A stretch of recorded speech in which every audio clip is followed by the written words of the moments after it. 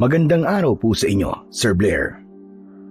Isa po ako sa masugid niyong taga-suporta sa inyong YouTube channel at wala po akong pinapalampas sa mga bago niyo pong upload. Hindi lang po kasi puro katatakutan ang nakukuha ko sa inyong mga kwento, kundi mga aral din na alam kong magagamit ko sa pang-araw-araw kong buhay. Kaya sana, sa kwento ko pong ito, ay may aral din na makuha ang inyong mga subscriber. Darating po talaga sa buhay natin na kapag pakiramdam natin na nasa rurok na tayo ng ating tagumpay, ay nagiging kampante na tayo. Nawawala na yung dating apoy na meron tayo. Kasi nga pakiramdam natin ay hindi na mawawala ang mga bagay na pinaghirapan natin noon. Ganyan po kasi ang nangyari sa akin noong ako ay 17 anyos pa lamang. Ako nga po pala si Lowell, isang dating amateur boxer. At ito ang aking kwento.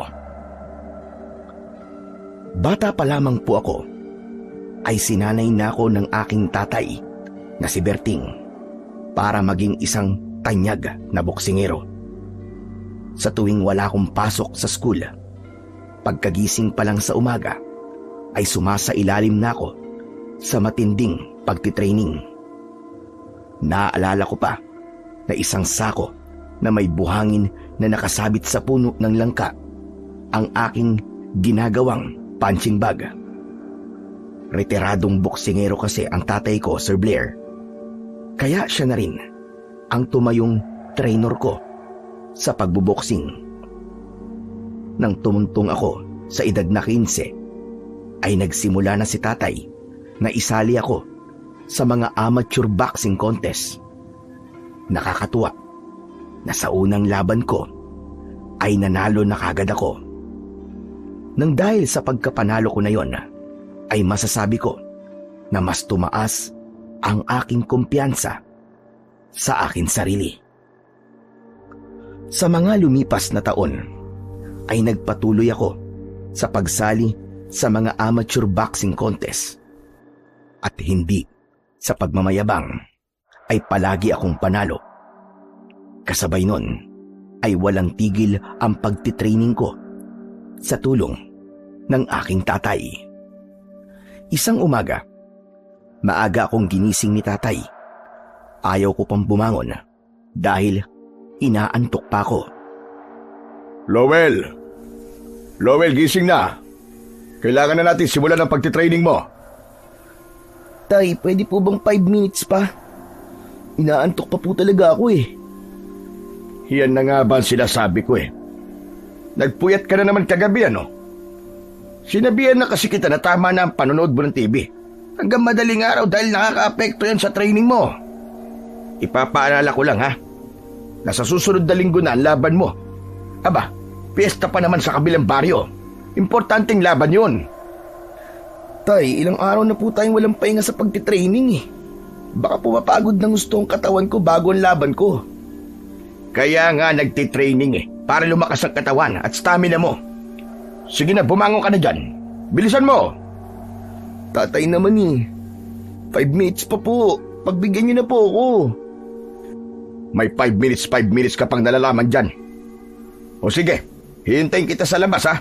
At kapag wala ka pa ron ng 5 minuto, hindi ko bibilin yung pinabibili mo sa aking bagong sapatos.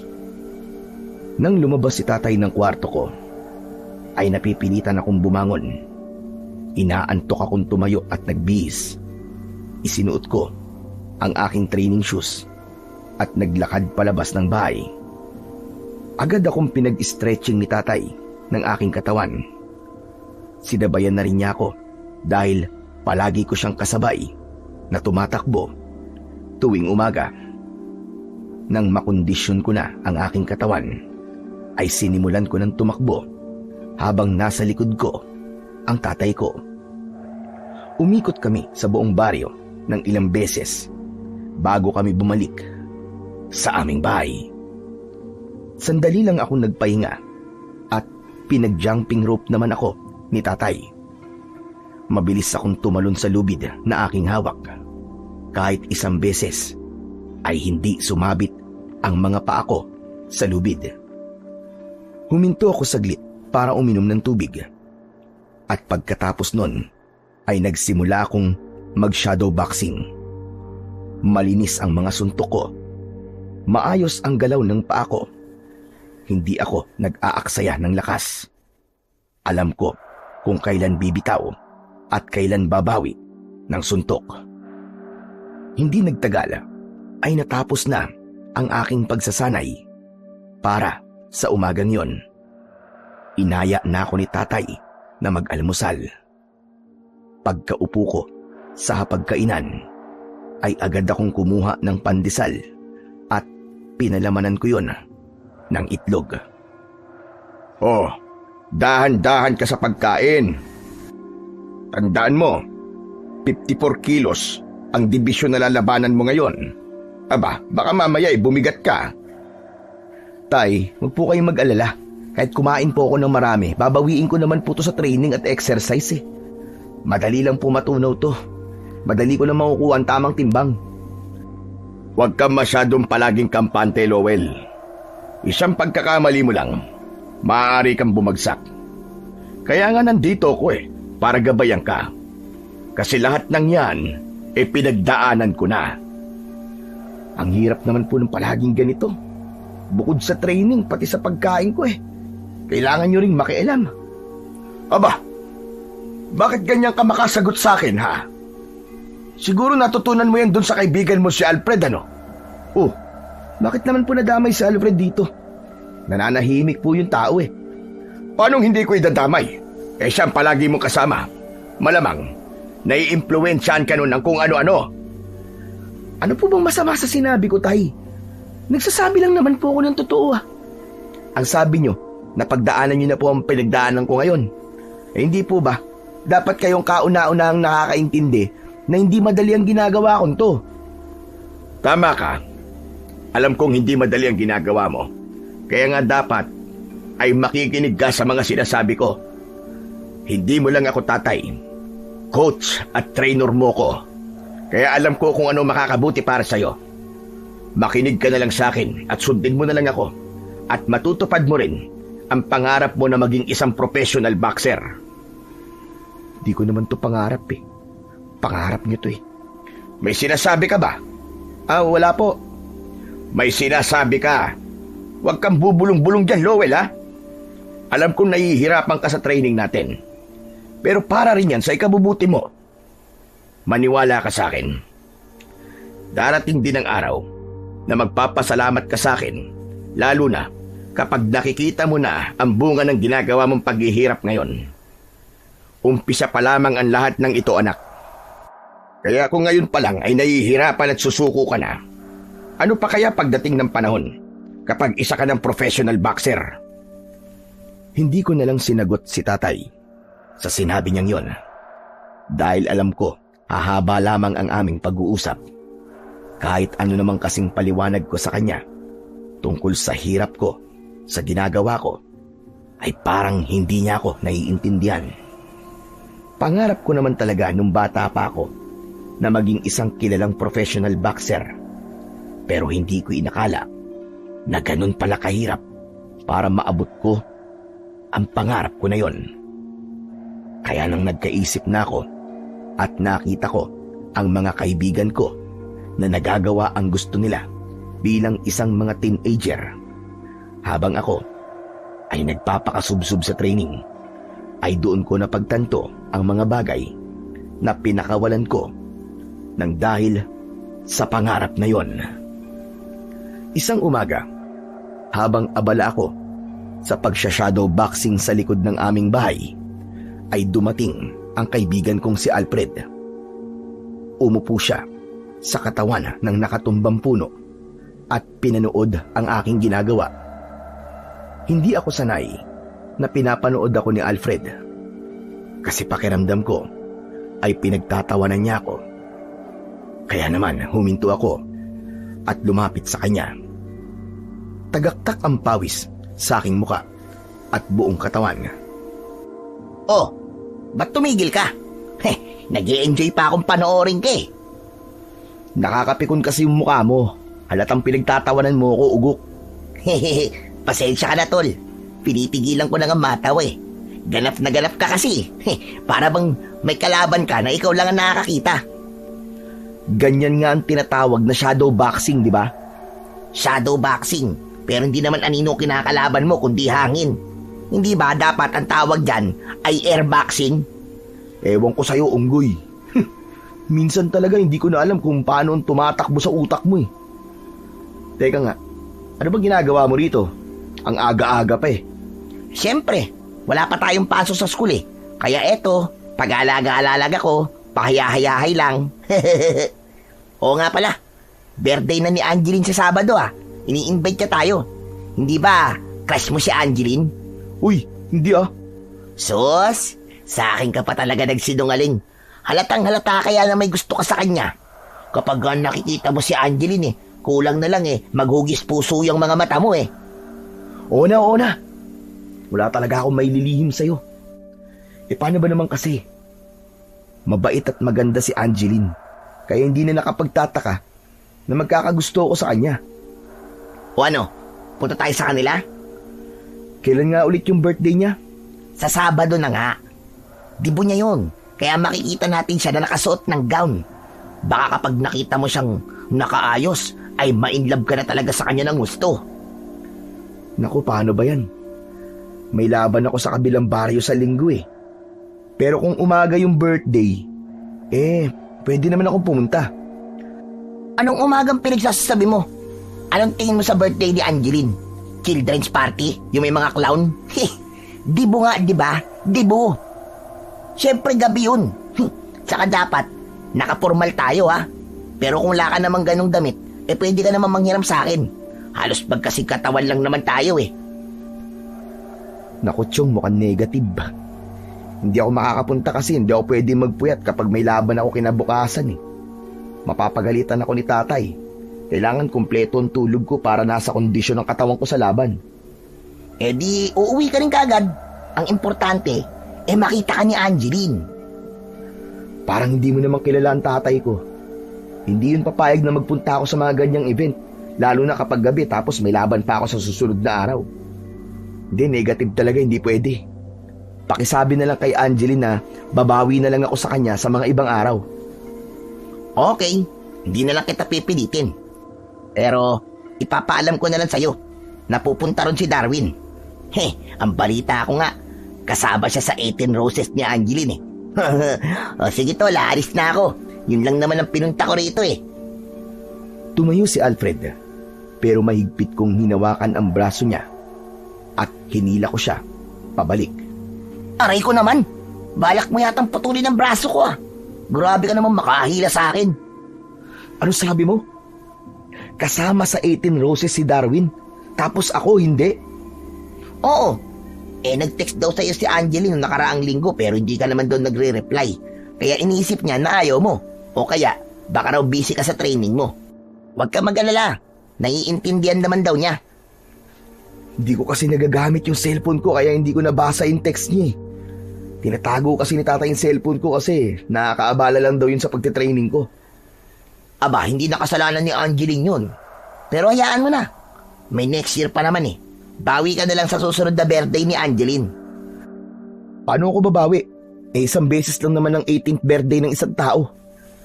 Kung nandun si Darwin, hindi ako pwedeng wala sa dibo ni Angeline. Hindi ba? Sabi mo hindi ka papayagan ng tatay mo? Paano ka pupunta doon? Di, gagawa ko ng paraan. Kung kailangan kong tumakas, tatakas ako. Basta, hintayin mo ako sa bahay niyo ha. Ihanda mo na rin yung damit na ipapahiram mo sa akin. Teka, sigurado ka ba? Hindi ba sabi mo may laban ka sa linggo at bawal kang mapuyat? Bahala na. Basta hindi ako pwedeng hindi makita ni Angeline sa dibo niya. Lalo na, at nandun pa ang Darwin na yun. Sigurado ka na ba talaga dyan? Oo nga Sabin, kulit naman ito. Bakit ba tinatanong mo ako kung sigurado ako? Kanina panay ang pilit mo sa akin na pumunta. Naninigurado lang ako. Pero tama ka, tol. Dapat lang talaga na nandun ka. Hindi pwedeng maungusan ka ng mayabang na Darwin na yun kay Angeline. Saka maganda ka rin ng regalo, ha? Sure ako na may regalo si Darwin kay Angeline. Kaya dapat ay huwag kang magpapatalo sa kanya. Tumiim ang bagang ko at mariin kong naikuyom ang mga kamay ko. Gaya ko ay isang amateur boxer din si Darwin. Dahil nakatira kami sa iisang baryo at kami lang ang nahilig sa boxing sa lugar namin, ay nagkaroon ng kompetensya sa pagitan naming dalawa. Yun nga lang, hindi pa kami nagkakaharap sa laban.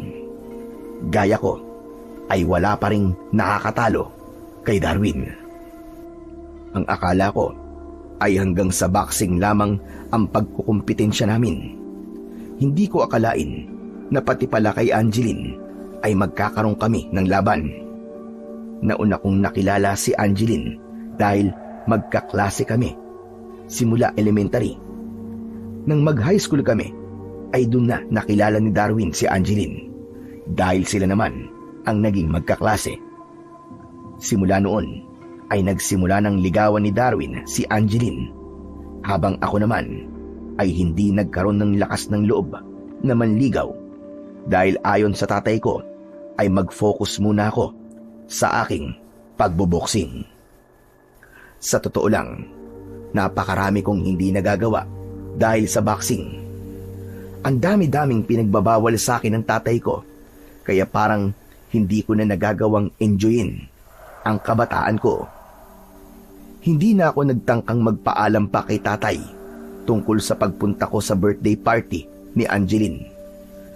Dahil sigurado naman ako, Sir Blair, na hindi niya ako papayagan. Para hindi siya makahalata na meron akong gagawin na hindi niya magugustuhan, ay ipinakita ko sa kanya na nakapokus ako sa training ko.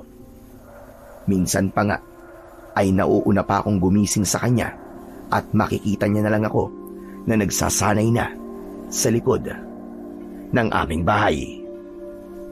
Hanggang sa sumapit na ang gabi ng kaarawan ni Angeline, kinakabahan na ako dahil hindi ko alam kung magtatagumpay ba ako sa aking pagtakas.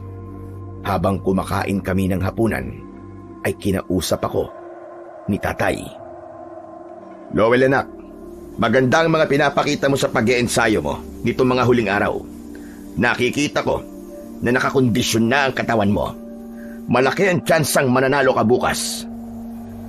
Ayoko pong mapahiya kayo, tay. Kaya nagseseryoso po talaga ako sa pagtitraining. Hindi mo kailangan ipresyo lang sarili mo, anak. Hindi porke maigpit ako sa'yo pagdating sa training, ibig sabihin nun, ay dapat kang manalo sa bawat laban mo. Basta alam mong ibinibigay mo ang lahat ng kaya mo, ay ayos na yun. Mas mahalaga pa rin na nag-e-enjoy ka sa ginagawa mo. Oo nga pala, matulog ka ng maaga ngayon, ha? Hindi ka pwede magpuyat. Hindi ka na muna pwedeng manood ng TV pagkatapos nating kumain. Sige po, wala pong problema, tay. Yung cellphone ko po, kailan ko po ba makukuha? Pagkatapos ng laban mo bukas. Ayos! Ang tagal ko na rin po kasing hindi nagagamit ang cellphone ko eh. Naging kaswal lang ang bawat kilos ko at pagsasalita ko sa harapan ni tatay. Pagkatapos naming kumain, ay nagpahinga lang ako saglit at saka ako nagpunta sa aking kwarto. Habang nagpapalipas ako ng oras, ay inip na inip ako. Hindi nagtagal ay narinig kong bumukas at sumarado ang pinto ng kwarto ng tatay ko. Natuwa ako kasi alam kong ilang minuto lang ay tulog na si tatay. Naghintay pa ako ng halos kalahating oras at maya-maya pa ay narinig ko na ang paghilik ni tatay sa kwarto niya. Doon na ako bumangon. Kinuha ko ang sapatos ko sa ilalim ng aking kama, pati na rin ang maliit na kahon na naglalaman ng kwintas na binili ko mula sa ipon ko, at saka ko tahimik na lumabas ng aming bahay. Patakbo kong pumunta sa bahay ni na Alfred. Nang kumatok ako sa pinto, ay agad yung bumukas. Natawa ko kasi nakasuot na si Alfred ng itim na toksido. Uy, angas mo ah. Mukha kang kagalang-galang ah. Loko. Bakit ngayon ka lang? Kaya na pa ako naghihintay sa iyo eh. Akala ko di ka na darating. Mabutit naabutan mo ko kasi paalis na talaga ako. Hinintay ko pa kasing makatulog si tatay. Nako, siraulo ka talaga. Talaga palang hindi ka nagpaalam kay Mang Berting. Hindi ba sinabi ko naman sa'yo hindi ako papayagan nun kasi nga may laban ako bukas? Oh, nasaan yung damit na susuotin ko? Akin na, magpapalit na ako ng damit. Dinala ko ni Alfred sa kwarto niya at doon ay inabot niya ang damit na kagaya ng sa kanya. Mabilis ko yung isinuot at inayos ko ang aking buhok. Pinagamit din sa akin ni Alfred ang pabango niya. Matapos yun ay humarap na ako kay Alfred. Sa tingin mo ba, okay na tong suot ko? Gwapo na ba ako? Siguro, mas lamang ka na kay Darwin ng mga kalahating paligo. Bakit naman nasama pa si Darwin? Hindi ako nakikipagpaligsahan sa kanya pagdating sa pagwapuan. Kasi alam ko naman na mas gwapo ako sa kanya ng di hamak, no? Sus, hindi raw. Kung pinayagan ka nga lang ng tatay mo naman ligaw malamang liligawan mo na rin si Angeline Saka ko na siya liligawan kapag professional boxer na ako para meron na ako may pagmamalaki sa kanya. Nako, ang tagal pa nun. Baka kapag professional boxer ka na, ay silang dalawa na ni Darwin. Dami mo talagang alam. Tara na nga. Nasasayang ang oras natin dito Mabuti pa nga umalis na tayo at baka maubusan pa tayo ng handa. Bago kami umalis ni Alfred, ay nagpaalam muna kami sa nanay niya. Habang naglalakad kami papunta sa bahay ni na Angeline, ay hindi ko mapigil ang kabahan. Oo nga pala. May dala ka bang regalo para kay Angeline? Panigurado kasing may regalo sa kanya si Darwin. Kaya hindi ka dapat magpatalo. Meron. Nandito sa bulsa ko. Ano regalo mo sa kanya, tol? Hindi mo na kailangan malaman. Bakit? Ikaw ba may birthday? Hindi naman ikaw ang pagbibigyan ko nito Kaya hindi mo na kailangan malaman kung ano to. Grabe. Damot naman ito.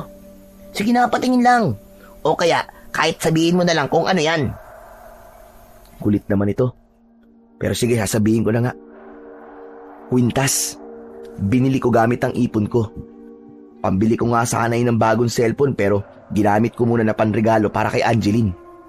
Naks naman, iba talaga ang kaibigan ko. Para ipambili mo na regalo para kay Angeline ang ipon mo, ay masasabi kong in love ka na talaga sa kanya, tol. Tumahimik ka nga, dami mong alam. Basta, kung ano ang kaya kong ibigay sa kanya, ibibigay ko. Hindi nagtagal, ay nakarating na kami sa bahay ni na Angeline. Marami-rami ang taong naroon at nagsisimula ng isayaw ni Angeline ang mga lalaking kasali sa kanyang 18 Roses. Nang si Darwin na ang kasayaw niya, ay hindi ko na iwasan ang makaramdam ng selos. Ay. Sayang, tol. Kung nakapag-reply ka lang sana sa text sa'yo ni Angeline, malamang ikaw ang kasayaw niya ngayon. Tignan mo si Darwin. Nisig aso ang loko. Akala niya yata'y napakagwapo niya sa suot niya. Mukha siyang bangkay na ibuburol. Hindi na lang ako nagsalita. Wala kasi akong maisip na isasagot kay Alfred dahil labis akong nakaramdam ng selos. Kahit kasi mas nauna kaming nagkakilala ni Angeline, ay hindi ko man lang siya nagawang isayaw. Nang nakita ko ni Darwin, ay ngumisi siya na parabang nang aasar pa. Pinilit kong wag magpa-apekto sa kanya kasi alam kong matutuwa siya kapag nakita niya na naiinis at nagsiselos ako. Maya-maya pa, natapos na ang pagsayaw ng 18 Roses kay Angeline. Lalapit na sana ako sa kanya para iabot ang regalo ko nang biglang may humawak sa braso ko. Paglingon ko ay nagulat ako dahil naroon si tatay. Tay, ano pong ginagawa niyo rito? Hindi ba't ako dapat ang nagtatanong sa inyo yan? Hindi ba dapat sa oras na to ay natutulog ka na? Ipapaalala ko lang sa iyo na bawal ka magpuyat dahil may laban ka pa bukas. Ma'am Berting, huwag po kayo magalit kay Lowell. Ako po nag-aya sa kanya rito. Tumahimik ka. Hindi ka ang kinakausap ko. Mabuti na lang talaga at nagising ako. Kaya nalaman kong wala ka sa kwarto mo. At mabuti na lang naisipan kong pumunta sa bahay ni na Alfred at doon ko nalaman sa nanay niya kung nasan ka. Tay, saglit lang naman po ako rito tapos uuwi na rin po agad ako sa atin. Kahit na. Hindi ka talaga marunong makinig sa akin, ano? Kung ano na lang ang gusto mo, ang siyang gagawin mo. Magsasalita pa sana ako, pero biglang lumapit sa amin si Darwin. Nakangisi siya, na para bang nasisiyahan siya sa nakikita niya. Lowell, sinusundo ka na yata ng tatay mo eh. Sumama ka na sa kanya. Ganyan talaga kapag parang bata. Kailangan matulog ng maaga. Hoy Darwin, huwag mong pinagsasalita ng ganyan ang anak ko sa harapan ko ha. Nagsasabi lang naman ako ng totoo eh. Parang bata akong ituring niyo yung si Lowell. Tignan niyo nga, at nandito kayo para sunduin siya. Sinusundo ko siya kasi may laban pa siya bukas. Kailangan niya ng sapat na tulog, kaya wala siyang oras para sa mga ganitong bagay. Ganun ba? May labang ka naman pala, Lowell eh. Dapat nakinig ka na lang sa tatay mo. Huwag ka mag-alala, kasi ako nang bahala kay Angeline. Ako kasi, kung may laban man ako kinabukasan ay nagagawa ko pa rin ang gusto ko. Ang totoo nga niyan eh, hindi ko na kailangan magpakasubsub pa sa training gaya ng ginagawa mo. Kasi palagi naman akong nananalo. Di hintayin mo magkaharap tayong dalawa para matikman mo ang una mong pagkatalo. Hataw baligtad yata. Ikaw ang matatalo at hindi ako. Mas masakit yon para sa'yo kapag natalo kita. Kasi ikaw itong subsub sa training. Lowell, tama na yan. Huwag mo nang kausapin ang isang yan. Halika na, ubuwi na tayo. Alam ko na pagtatawanan ako ni Darwin kapag sumama ako sa tatay ko, pero naisip ko na baka magkagulo kung susuwayin ko si tatay. Kaya kahit labag sa aking kalooban, ay sumama na lang ako sa kanya paalis. Nalungkot ako dahil hindi man lang ako nakita ni Angeline. Tapos, hindi ko rin nagawang ibigay ang regalo ko sa kanya. Habang naglalakad kami ni tatay pauwi, ay hindi siya nagsasalita. Pero ramdam na ramdam ko ang galit niya sa akin. Pagdating namin sa bahay, ay doon na ako kinausap ni tatay. Bakit hindi ka nagsabi sa akin na aalis ka ngayong gabi? Kahit naman po magsabi ako sa inyo, tay, hindi niyo pa rin po ako papayagan eh. Tama ka. Hindi nga kita papayagan. Pero alam mo ang dahilan ko kung bakit hindi kita papayagan. Dahil may laban ka bukas, di ba? At hindi ka pwede magpuyat. Sinabi ko na nga po sa inyo kanina na saglit lang po ako ron eh. Magpapakita lang po sana ako kay Angeline tapos uuwi na rin po ako. Hindi ko po nakakalimutan na meron po akong laban bukas. Tapos sinundo niyo pa po ako ron na para akong isang bata. Tay, hindi na po ako bata. 17 anyos na po ako. Ganyan ba ang hindi na bata? Kung hindi ka na bata, bakit hanggang ngayon ay hindi mo pa alam kung ano ang priority mo sa buhay? Bakit kailangan mong unahin ng mga ganong bagay? Sige nga. Tay, kaibigan ko po si Angeline at birthday po niya. Di ba pa? Siyempre po gusto ko po na nandun ako. Gusto mong nandun ka? O ayaw mong malamangan ka ni Darwin kasi may gusto rin siya kay Angeline? Akala mo siguro hindi ko alam na may gusto ka kay Angeline, ano? Anak, walang masama kung magkakaroon ka ng inspirasyon. Pero kung yung pinaniniwalaan mong inspirasyon ay siyang makakasagabal para maabot mo ang pangarap mo, ay hindi yan totoong inspirasyon. Napayuko na lamang ako dahil hindi ko na alam kung paano ko sasagutin ang mga sinabi ni tatay. Nang sandaling yon, ay alam kong pinagtatawanan ako ni Darwin at meron na naman siyang ikikwento sa mga kaibigan niya tungkol sa akin. Nang pabalikin na ako ni tatay sa kwarto ko, ay sumunod na kagad ako sa kanya. Pero masama ang loob ko nang humiga na ako sa papag. Hindi ko kasi maintindihan kung bakit kailangan kong isakripisyo ang napakaraming bagay para sa pangarap ni tatay para sa akin. Kinaumagaan ay maaga kaming naghanda ni tatay para sa laban ko sa kabilang baryo. Sumakay kami ng tricycle papunta doon. Nang nakarating kami kung saan gaganapin ang boxing match, ay marami ng tao ang naroon. Huwag mong kakalimutan ang mga itinuro ko sa iyo, Lowell, ha? Huwag puro atake ang gagawin mo. Dapat ay malakas din ang iyong depensa. Naiintindihan mo ba? Hindi niyo na po kailangang ipaalala sa akin, tay. Alam ko na po ang gagawin ko. Saka tignan niyo po, yung kalaban ko. Mukha naman po siyang mahina at baguhan. Huwag kang bumase sa panlabas na itsura ng kalaban mo, anak. Lalo na't wala kang alam kung gaano siya kalakas at kung ano ang kaya niyang gawin. Nakakatawa ka naman, tay. Bakit ba parang mas takot ka pa sa akin? Kailan ba ako natalo? Yan ang gusto kong maalis sa'yo. Yung pagiging masyado mong kampante. Oo nga, hindi ka pa natatalo. Pero hindi natin alam kung ano ang mangyayari sa mga susunod na laban mo. Hindi sa gusto kong matalo ka, pero hindi natin hawak ang mga mangyayari sa hinaharap. Isa pa, mahirap yang iniisip mo na hindi ka matatalo dahil kapag nakaranas ka ng pagkatalo, ay baka mahirapan kang tanggapin yon. Tay naman eh, talaga po bang ganyan ang mga sasabihin nyo? Imbis na palakasin nyo pa po ang loob ko? Nagpapaalala lamang ako sa iyo, anak.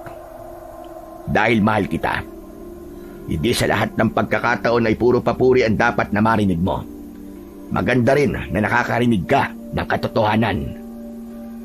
Nanlaki ang mga mata ko nang nakita ko si Alfred na papalapit sa amin. Uy, Tol! Fred! Anong ginagawa mo rito? Malamang manonood ng laban mo. Baka sabihin mo, hindi kita sinusuportahan eh. Tama na muna yan. Mamaya na kayo mag-usap at magsisimula na ang laban mo. Isinuot ko na ang aking pulang headgear at inayos ang aking mouthguard. Tinulungan ako ni tatay na isuot ang aking boxing gloves bago ako umakyat sa ring. Bago magsimula ang laban, ay chinek muna ng referee kung maayos ang aming headgear, gloves at mouthguard. Nagtama ang mga mata namin ng kalaban ko. Sa tansya ko, ay kaedad ko lang siya. Maya-maya pa ay tumunog na ang bell para sa unang round. Nagpunta ako sa gitna at nagpakawala ako ng jab para sukatin ang distansya ng kalaban. Umiwas ako sa unang suntok ng kalaban. Nang nakita kong bumaba ang depensa niya, ay naglabas ako ng double jab tapos left hook na tumama naman sa kanyang katawan. Alam kong counted yon. Tinapos ko ang round ng kalmado at siniguro ko na walang nasayang na bawat suntok na pinakawalan ko. Pagdating ng second round, ay napansin kong mas naging agresibo ang aking kalaban. Nagpakawala siya ng sunod-sunod na suntok. Hindi ako tuluyang umatras. Gumamit ako ng pivot para makalabas sa gilid. Pinakawalan ko ang jab cross combination sabay iwas. Napansin kong bumagal siya. Pinuntirya ko ang katawan niya gamit ang right to the body, tapos left hook sa ulo. Sa kalagitnaan ng round, umatake ang kalaban ko ng wild hook. Nabasa ko kagad ang gagawin niya, kaya yumuko ako. Nagpakawala ako ng counter right hand. Nang matapos ang pangalawang round, ay kampante ako na bumalik sa gilid. Agad akong pinainom ni Alfred ng tubig, habang si tatay naman ay chinek ang aking headgear at gloves. Anak, huling round na. Galingan mo. Ibigay mo ang lahat. Sabi ko naman po sa inyo, tay, kayang-kaya ko to. Mahina po ang kalaban ko. Huwag ka sabing maging kampante. Yung depensa mo, huwag mong kakalimutan. Malakas ang kaliwa niya. Matapos ang 1 minuto, ay nagsimula na ang ikatlo at huling round. Bumalik na kami ng kalaban ko sa gitna ng ring. Gumalaw ako ng mas maayos at mas kontrolado. Nagsimulang umatake ang kalaban ko, pero palagi ko siyang sinasalubong ng jab straight. Sa huling minuto, nagpakawala ako ng 3-punch combination. Jab, right cross at left hook. Lahat ay malinis na tumama sa kalaban ko. Hindi ako napuruan kahit isang beses. Malinis ang depensa ko hanggang sa huling segundo. Nang tumunog na ang bell, ay huminga ako ng malalim habang tinatanggal ang suot kong mouthguard. Nang itaas ng referee ang kamay ko at idiniklara na ako ang panalo, ay nagpalakpakan ang mga tao. Lumapit sa akin sina Alfred at tatay. Tuwang-tuwa akong niyakap ni tatay. Hindi na ako nagulat na nanalo ko sa laban ko na yon, dahil alam ko na kahit kailan ay hindi naman ako natatalo. Bilang selebrasyon sa pagkapanalo ko, ay nagtungo kami ni tatay sa bayan pagkatapos naming makuha ang premyo ko. Isinama na rin namin si Alfred. Nagtungo kami sa isang fast food restaurant at pina-order sa akin ni tatay ang lahat ng gusto ko. Nang makuha na namin ang mga in-order naming pagkain, ay agad kong nilantakan ang spaghetti at fried chicken. Wow, grabe! Ang sarap! Ang tagal kong hindi nakakain ng ganito. Sa ngayon, ay pwede mo nang kainin ang mga gusto mong kainin, anak. Pero kapag may laban ka na ulit, kailangan mo nang bantayan ang timbang mo. Grabe, ang hirap pala ng ginagawa mo, tol. Bukod sa training, kailangan mo na rin mag-diet. Sinabi mo pa, Fred. Kaya nga, kapag ganito, wala pa akong schedule na laban, ay kinakain ko talaga ang mga gusto ko. Pero tay, ano pong masasabi niyo sa naging laban ko kanina? Ayos po ba? Mahusay ang pinakita mo. Sobrang pinagmamalaki kita, Lowell. Ngayon pa lang ay nakikita ko na ang mangyayari sa'yo sa inarap. Magiging isa kang kilalang professional boxer. Tol, kapag sikat ka na, wag mo kong kalilimutan ha, kahit alalay lang. Sa tingin mo ba makakalimutan ko ang ganyang pagbumuka? Siyempre hindi. Wow ha, grabe ka kung makapagsalita sa akin ha. Pasalamat ka, hindi kita kayang laitin kasi alam kong malakas kang sumuntok. Baka mamaya paduguin mo pa ang uso ko. Tama na muna yan. Kumain na muna tayo. At pagkatapos ay pupunta tayo sa bilihan ng sapatos. Bibili na po natin tayong sapatos po na gusto ko. Hindi. Ang bibili natin doon ay t-shirt. De, biro lang. Kaya nga bilihan ng sapatos, di ba? Siyempre, sapatos ang bibili natin doon. Yes! Salamat tay ha. Ang tagal ko na po nire-request sa'yo nun. Sa wakas, mabibili na rin po natin. Huwag ka magpasalamat sa akin. Kasi premyo mo ang ipambibili natin ng sapatos mo. Ikaw ang nagpakahirap para makuha yon. Saka dapat lang yun sa'yo. Kasi nanalo ka naman sa laban mo. Reward mo na rin yun para sa sarili mo. Hindi naman po ako nahirapan sa kalaban ko kanina tay. Halos hindi nga po ako tinamaan ng suntok niya. Kailangan niya pa po ng matinding training para maging kasing galing niya po ako. Huwag kang magsasalita ng ganyan, Lowell. Malay ba natin kung nagsisimula pa lamang siya o kaya yun ang unang beses na lumaban siya? Bakit po ako? Kahit nung kakasimula ko pa lang naman po, hindi ako natatalo ah. Saka, natatandaan niyo po ba? Nung unang beses po akong lumaban, nanalo po kaagad ako ah. Huwag mong ikumpara ang kapalaran ng iba sa kapalaran mo, anak. Iba-iba tayo ng kwento. Magpasalamat ka na lang sa Diyos kasi naging maganda ang nangyari sa'yo nung nagsisimula ka pa lamang.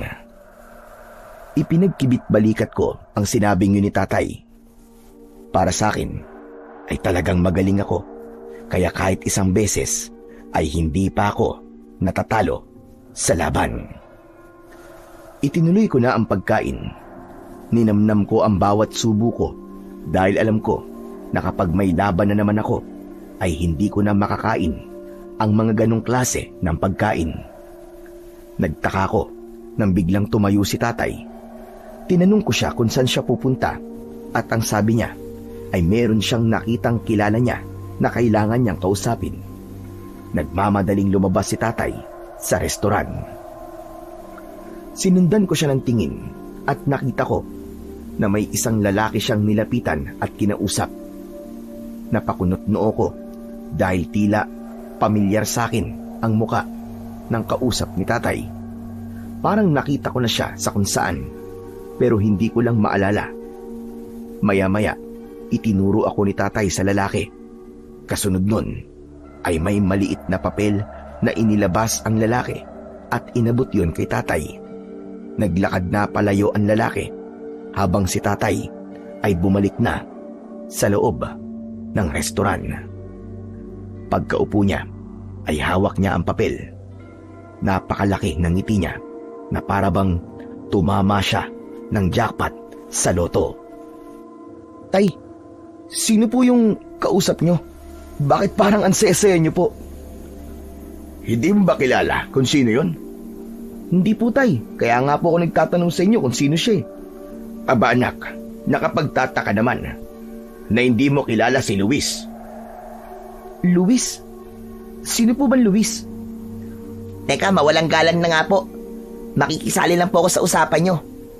Ang Luis po ba na tinutukoy nyo yung dati pong kilalang boksingero na naging champion, na ngayon po ay meron na pong mga gym at nagtitraining po ng mga gustong maging boksingero?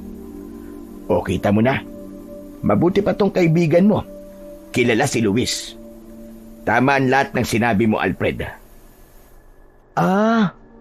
Oo nga pala, naalala ko na, tay. Hindi po ba, yung laban niya po pinapanood niyo po sa akin yun nung nagsisimula pa lang po ako sa boxing? Tama ka. Mabuti na lamang at naalala mo na. Bakit niyo po siya kinausap, tay? Saka ano po ba yung hawak niyo? Nagpa-autograph po ba kayo sa kanya? Hindi. Tinanong ko kasi sa kanya kung pwede kang mag-training sa kanya. Sinabi ko na amateur boxer ka at palagi kang nananalo sa laban. Meron pala siyang bagong gym dito sa bayan natin at naghahanap siya ng mga kabataan na sasailalim sa training niya. Itong papel na hawak ko, nakasulat dito yung address ng gym niya.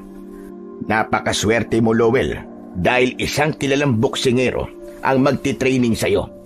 Ipapakilala nga sana kita kay Luisito Kaya lang ang sabi niya nagmamadali siya. Pero hindi po ba? Kayo na po ang coach ko. Bakit kailangan pa po natin kumuha ng bagong coach? Mas maganda kasi kung si Luisito magiging coach mo, anak.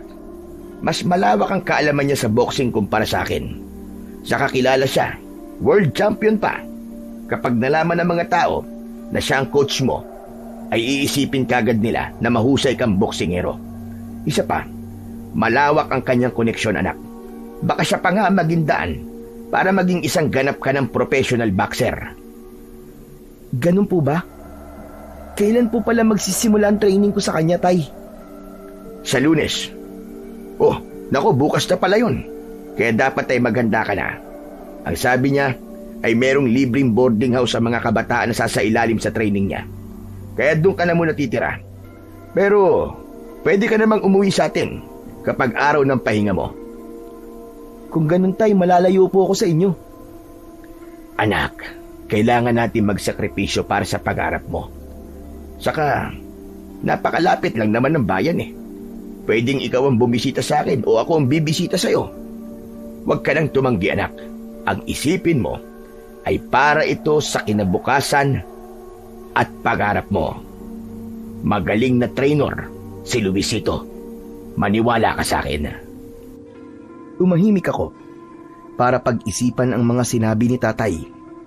Nagkaroon ako ng pagdadalawang isip dahil alam ko na kapag ibang tao na ang naging coach ko, ay hindi ko na pwedeng gawin yung ginagawa ko kay tatay. Gaya na lang ng kapag pagod na ako, ay pwede akong mag-request na magpahinga ko o kaya pwede akong hindi gumising ng maaga kasi inaantok pa ako. Pero alam ko na nakapagdesisyon na ang tatay ko at kailangan ko yung gawin. Inisip ko na lamang na malaki ang maitutulong sa akin ni Sir Luis sa pag-abot ko sa aking pangarap.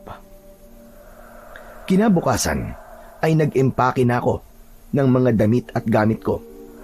Matapos kong mag-impake ay lumabas na kaming tatay at inatid niya ako sa sakayan ng tricycle papunta sa bayan.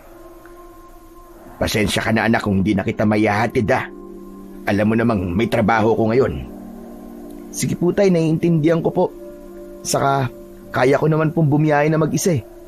Saka madali na lang po yun. Nasa akin naman po ang address ng gym ni Sir Luis . Basta anak, mag-iingat ka ron At palagi mong susundin si Sir Luis. Siyang nakakaalam ng mas nakakabuti para sa'yo. Maswerte ka kasi siya ang magiging coach mo simula ngayon.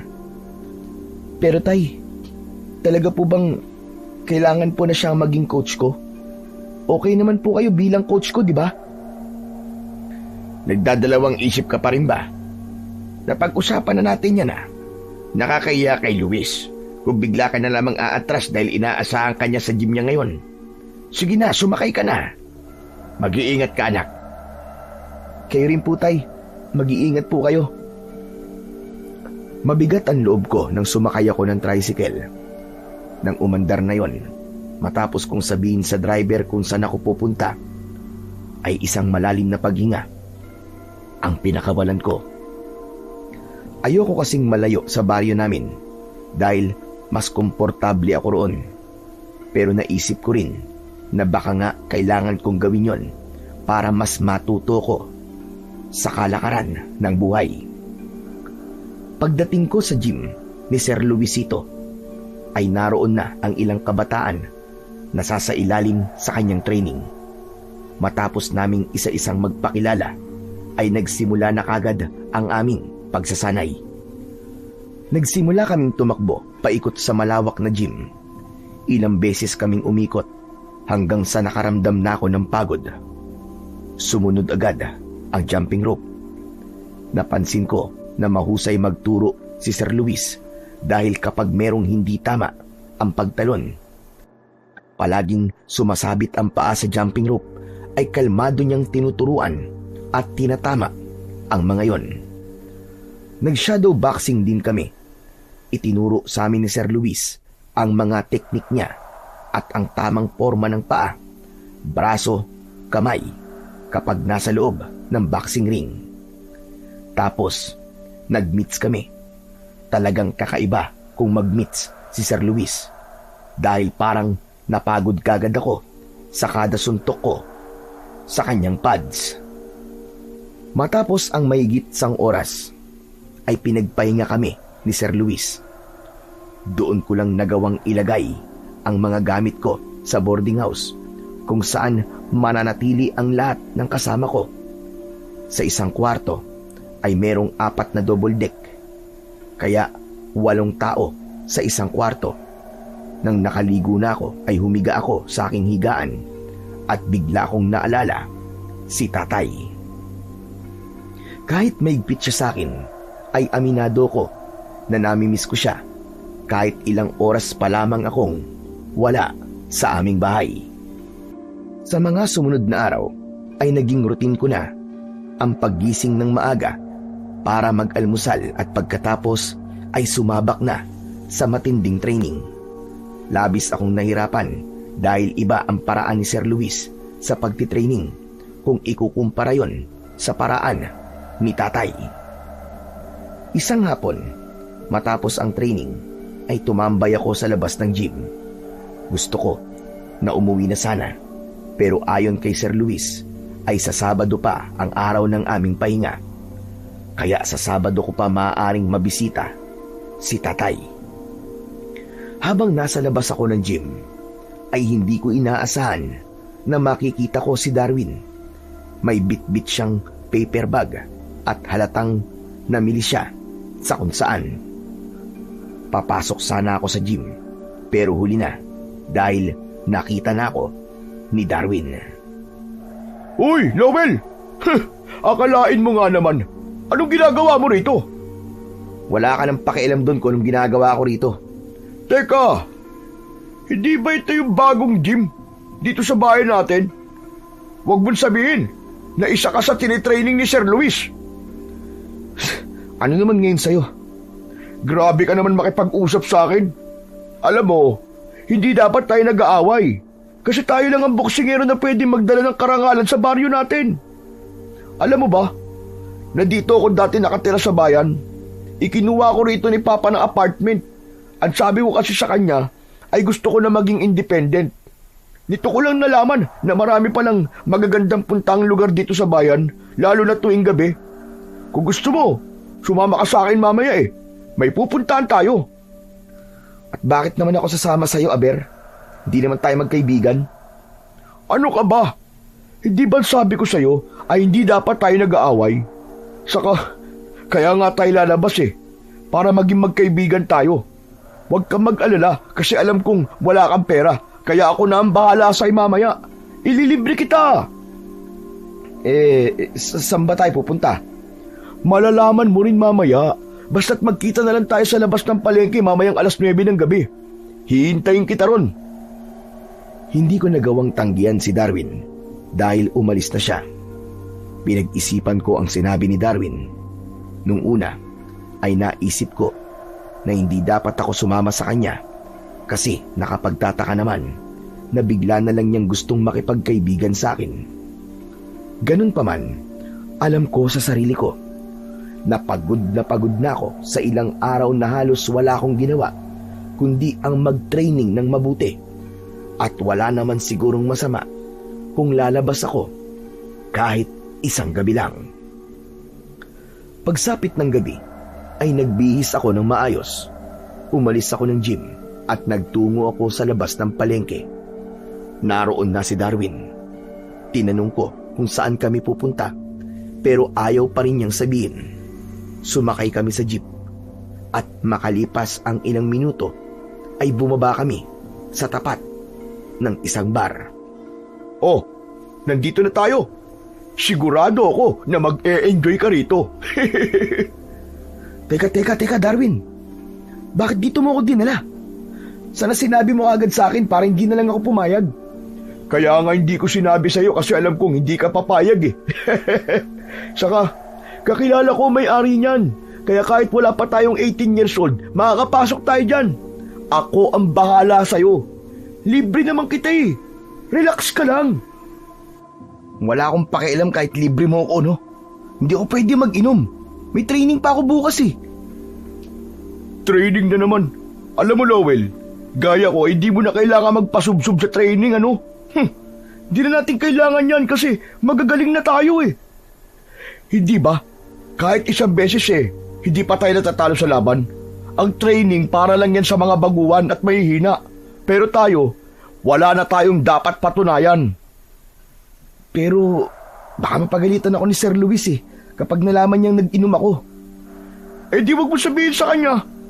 Saka hindi ka ba naiinggit sa akin na nagagawa ko lahat ng gusto ko? Hindi ka pa nga yata nakakatikim ng alak sa edad mo na yan eh. Tama ka, hindi pa nga. Ayaw kasi ni tatay na umiinom ako ng alak eh, habang minor de edad pa ako. Alam mo, Lowell, para ka talagang bata kung ituring ng tatay mo. Hoy Darwin, hindi na ako bata. Naman pala eh. Di patunayan mo sa akin. Nang dahil sa pambubuyo ni Darwin, ay napapayag niya akong pumasok sa bar. Doon ay nag-inom kaming dalawa. Nang tinamaan ako ng alak, ay sumayaw na rin ako sa gitna. Nakalimutan ko na may training pa ako bukas nang may mga babae na akong nakilala. Pakiramdam ko ay isa akong ibong nakalaya mula sa matagal na pagkakakulong sa hawla ng gabing yon. Madaling araw na nang nakabalik ako sa gym. Lasing na lasing ako. Papasok na sana ako sa kwarto nang lumapit sa akin si Sir Luisito. Kalmado ang boses niya nang kinausap niya ako. Ipinaalala niya sa akin na isa sa mga patakaran niya ay bawal ang maglasing, lalo na't wala pa ako sa hustong edad. Dahil sa kalasingan ko, ay nasagot ko ng hindi maganda si Sir Luis. Sinabi ko sa kanya na wala siyang karapatan na pagsabihan ako dahil hindi ko naman siya tatay. Labis na nagalit sa akin si Sir Luis sa sinabi kong yun, at yun ang naging dahilan para magdesisyon siya na alisin ako sa mga kabataan na sinasanay niya para maging mahusay na boksingero. Kahit lasing pa ako ng sandaling yon, ay nag-empake na ako para umalis. Medyo malakas pa ang loob ko dahil sa tama ng alak sa akin. Pero nang nakasakay na ako ng tricycle pa uwi, ay doon sumiksik sa utak ko ang kamaliang nagawa ko. Nakaramdam ako ng matinding pagsisisi. Bukod doon, ay natakot din ako sa magiging reaksyon ni tatay kapag nalaman niya ang nangyari. Pasikat na ang araw nang nakarating ako sa bahay namin. Nag-alinlangan akong kumatok dahil hindi ko talaga kayang harapin si tatay ng sandaling yon. Pero biglang bumukas ang pinto at bumulaga sa akin si tatay. Gulat na gulat si tatay pagkakita niya sa akin. Oh, Lowell, anong ginagawa mo rito, anak?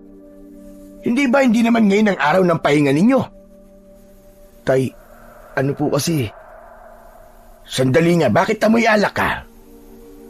Lasing ka ba? Hindi po. Anong hindi?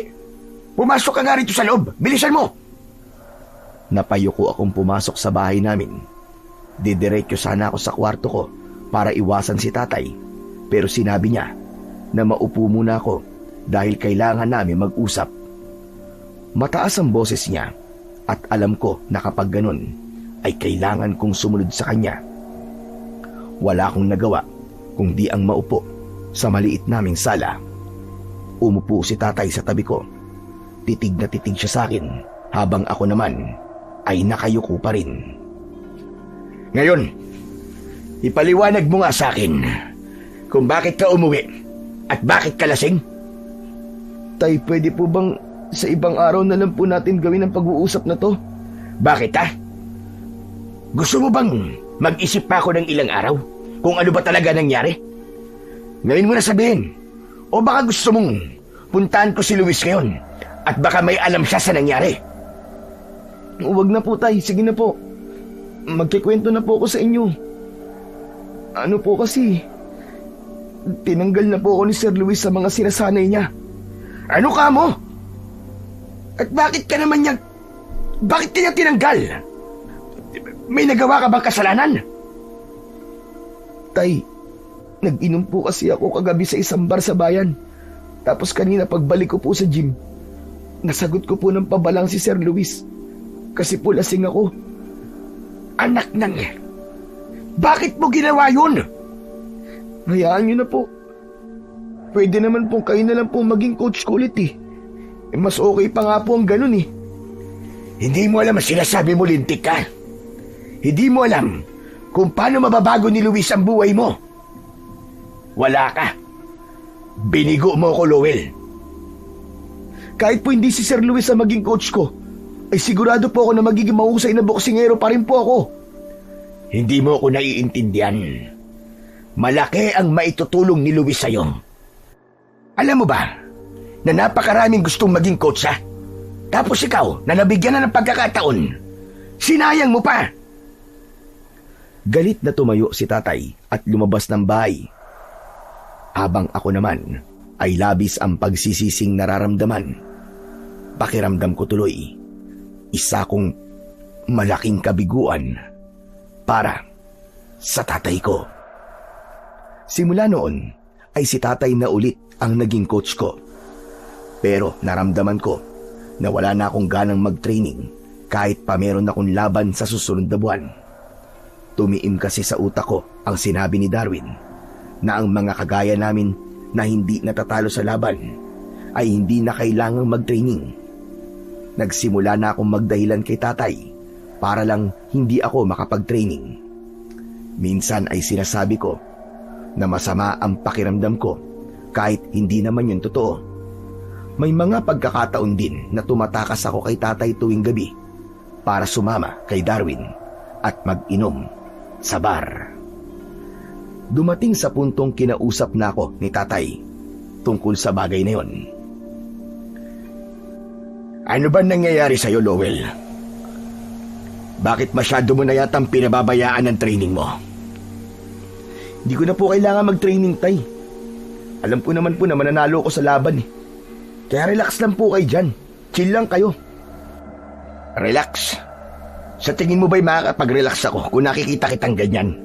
Sa tingin mo ba ay hindi ko alam na tumatakas ka tuwing gabi at uuwi ka ng madaling araw ng lasing? Hindi lang ako nagsasalita dahil inisip ko na baka nasasaktan ka dahil kumalas na si Luis bilang coach mo. Iniisip ko na lilipas din yan. Pero hindi eh. Ilang araw kayang ganyan. Bakit, Tay? Masama po bang enjoyin ko ang kabataan ko? Ginagawa din naman po ito ng ibang kaedad ko, di ba? Hayaan niyo lang po ako. Kasi simula po nang pumasok ako sa mundo ng boxing, ay palagi ko na po kayo sinusunod. Kaya sana, ay hayaan niyo po akong gawin naman ang gusto ko.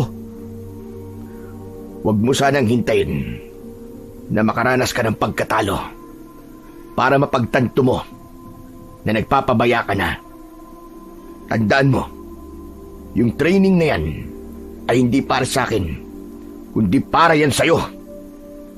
Hindi ko na inintindi ang mga sinabi ni tatay. Nanatili akong kampante na sa susunod kong laban ay ako pa rin ang mananalo. Hanggang sa dumating na nga ang araw ng laban ko, ramdam ko ang kaba ni tatay dahil alam niya na wala akong maayos na training, habang ako naman ay kampante lang dahil tiwala ako na ang laban niya na yon ay gaya lamang ng mga nauna kong laban na ako ang mananalo. Laking gulat ko nang nakita ko si Darwin sa kabilang bahagi ng boxing ring. Malinaw na siya pala ang makakalaban ko. Nakakaloko ang ngisi niya sa akin na para bang hindi niya ako itinuring na kaibigan sa loob ng ilang araw. Tay, si Darwin po palang makakalaban ko? Malamang, sino bang nakikita mo sa kabilang panig ng ring? Nagulat lang po ako na siya palang makakalaban ko. Ako rin. Hindi kasi sinabi sa atin kung sino makakalaban mo. Bakit? Natatakot ka ba na si Darwin ang makakalaban mo ngayon? Hindi po ah. Maganda nga po na magkaharap na kaming dalawa para malaman kung sino mas magaling sa aming dalawa. Saka para magkaroon na rin siya ng isang talo. Ayan ka na naman sa pagiging kampante mo eh. Kilala mo si Darwin. Gaya mo ay wala rin siyang talo. Kaya malakas talaga siya. Kaya anak, ibigay mo ang lahat ng kaya mo. Nang umakyat ako sa ring, ay aminado ko na may kaba ako sa dibdib. Na-pressure akong talunin si Darwin dahil ayokong magkaroon ng isang talo ang record ko. Tapos si Darwin pa ang makakatalo sa akin. Sa pagsisimula ng unang round, ay agad akong pinaulanan ni Darwin ng suntok. Wala akong nagawa, kundi ang dumipensa at iwasan ang kanyang bawat suntok. Hanggang sa malinis na pumasok ang isang jab ni Darwin at tumama yon sa aking muka. Sa kalagitnaan ng round, ay mas naging agresibo si Darwin. Sunod-sunod ang suntok niya sa katawan ko. Wala akong sapat na lakas para makaganti ng suntok. Tinapos ni Darwin ang round na yon na parang siya ang may kontrol sa aming laban. Sa ikalawang round ay mas mabigat na ang pakiramdam ko. Pagtunog pa lang ng bell ay agad na umatake si Darwin. Mabilis at buo ang galaw niya. Kulang sa lakas ang mga suntok ko, habang sa tuwing tumatama naman sa akin ang mga suntok ni Darwin, ay damang-dama ko ang kanyang lakas. Habang tumatagal ang round, ay lalo akong bumabagal. Nanginginig ang mga binti ko. Ramdam ko na hindi handa ang katawan ko. Alam kong napabayaan ko ang training ko, at sa laban na yon ay nakikita ko na ang resulta ng aking pagpapabaya. Pagdating ng huling round, ay malinaw sa isip ko na lamang si Darwin. Ramdam ko na paubos na ang lakas ko, habang si Darwin ay tila relax lang. Muli akong tinamaan ng suntok niya na naging dahilan para mapaatras ako. Nang tumunog ang huling bell, ay alam ko na ang mangyayari. Tinanggal ko ang mouthguard ko habang hinihintay ang desisyon. Pagod na pagod ako. Hindi na ako umasang mananalo ako. Nang itaas ang kamay ni Darwin bilang panalo, ay doon ko naramdaman ang sakit ng pakiramdam ng unang pagkatalo sa isang boxing match. Habang bumababa ako ng ring, ay dala ko ang isang malinaw na pakiramdam na hindi si Darwin ang tunay na tumalo sa akin, kundi ako mismo dahil pinabayaan ko ang aking training. Matapos ang laban, ay sandali akong iniwanan ni tatay dahil aniya ay meron siyang kakausapin. Habang inaayos ko ang mga gamit ko, ay lumapit sa akin si Darwin. Ang buong akala ko ay magiging magaan ang pag-uusap namin dahil inakala kong magkaibigan na kami. Pero iba ang nangyari. O ano? Anong pakiramdam ng isang talunan, ha? Teka. Isang beses lang ako natalo tapos talunan kagad. Ganun pa rin yun. Ang sakit siguro sa pakiramdam na makaranas ng pagkatalo, no? Ako kasi, malinis pa rin ang record ko. Kung ako sa'yo, hihinto na ako sa pagboboxing. Mukhang hindi ito para sa'yo eh. Teka, sandali nga, Darwin. Bakit parang ang yabang mo namang magsalita? Akala ko ba magkaibigan na tayong dalawa? Imbis na pagaanin mo ang loob ko, kung ano-ano pang sinasabi mo eh. Para ka nang aasar. Ikaw kaibigan ko? Nagpapatawa ka ba? Hindi ka lang pala talunan, kundi isa ka pang uto-uto. Ano ba sinasabi mo? Alam mo kasi, Lowell, nalaman ko na ikaw ang makakalabang ko sa susunod. Kaya gumawa ako ng paraan para magulo ko ang training mo.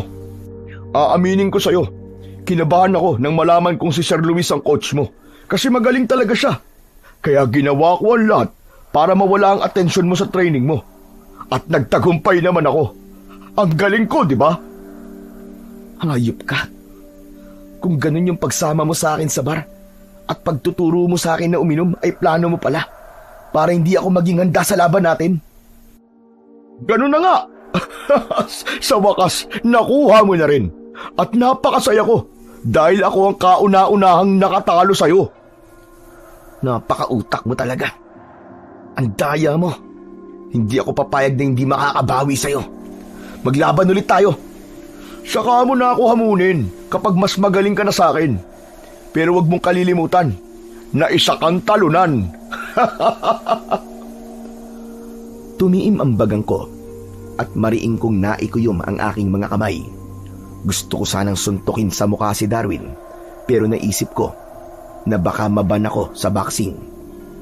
Kaya pinigilan ko ang sarili ko. Kinuha ko ang gamit ko at umalis na ako sa lugar na yon. Galit na galit talaga ako ng sandaling yun, Sir Blair. Hindi ko matanggap na natalo ko ni Darwin kahit alam ko na dahil yon sa aking kapabayaan. Sumakay ako ng tricycle at nagpunta ako sa bayan dahil gusto ko munang mapag-isa. Pagkarating ko sa bayan ay bumili ako ng beer at nagpunta ako sa isang bakanting lote. Doon ko ininom ang beer habang nagmumukmok hanggang sa isang matandang lalaki ang lumapit sa akin. Medyo madungi siya at may butas ang kanyang pantalon. Atang, pasensya na po kayo, wala po akong barya. Pamasahe ko na lang po pauwi ang meron ako dito kaya wala po ako may bibigay sa inyo. Sa iba na lang po kayo mamalimos. Pasensya na po talaga. Bakit wala ka ng pera? Kasi, binili mo ng alak, ganun ba? Alam mo bang hindi dapat umiinom ang mga kagaya mong menor de edad? Tatang, 18 years old na po ako sa susunod na taon. Ano po bang pinagkaiba nun? Kayo talagang mga kabataan. Karamihan sa inyo ay ayaw makinig sa aming mga matatanda. Oo nga pala, napanood ko ang laban mo kanina. Ano po? Isa ako sa mga nanood kanina sa laban mo at nakita ko na mahusay ka naman. Pero parang kinulang ka yata sa pagsasanay. Nakita ko rin na maraming tumatakbo sa isip mo. Tama ba ako? Sino po ba kayo? Bakit parang ang dami niyo pong alam? Ako, si Catalino. Pero maaari mo kung tawaging Tatang Lino. Narinig ko na Lowell ang pangalan mo. At kanina ang unang beses na natalo ka. Kaya siguro napakasakit nun para sa'yo. Alam kong bumaba ang tingin mo sa iyong sarili dahil sa pangyayaring yon. At iniisip mo na sa ngayon ay pinagtatawanan ka ng lahat. Lalo na nang nakatalo sa'yo. Teka, Tatang. Manghuhula po ba kayo? At alam niyo kung anong nararamdaman ko tumatakbo sa utak ko ngayon? Hindi ko kailangan maging manghuhula para malaman ko kung ano ang nararamdaman ng isang tao. Pero huwag kang mag-alala iyo. Dahil bibigyan kita ng pagkakataon para muling patunayan ang galing at lakas mo sa lahat. Heto, tanggapin mo ito. Mula sa bulsa ng pantalon ng matanda, ay inilabas niya ang isang medalyon. Kulay ginto yun, at merong mga nakaukit doon na simbolo na hindi ko maintindihan kung ano ang ibig sabihin. Ano naman po yan? Ginto? Aba kung ginto po yan, mas kailangan niyo po yan kaysa sa akin. Isang lan niyo po yan o kaya ibenta niyo para magkaroon po kayo ng pera. Ito ay isang makapangyarihang medalyon iyo. Ito ang gagamitin mo para muli mong patunayan ang sarili mo sa mga tao na hindi lang sa 4 na sulok ng ring kaya mong makipaglaban, kundi kaya mo ring maging isang bayani.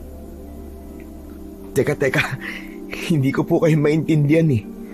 Medyo natatakot po ako sa mga sinasabi niyo. Naiintindihan ko kung bakit ka natatakot, lalo na't hindi mo naman ako kilala. Pero nakita ko sa aking pagitain na may paparating na dilubyo sa inyong baryo. Isang aswang ang sasalakay doon.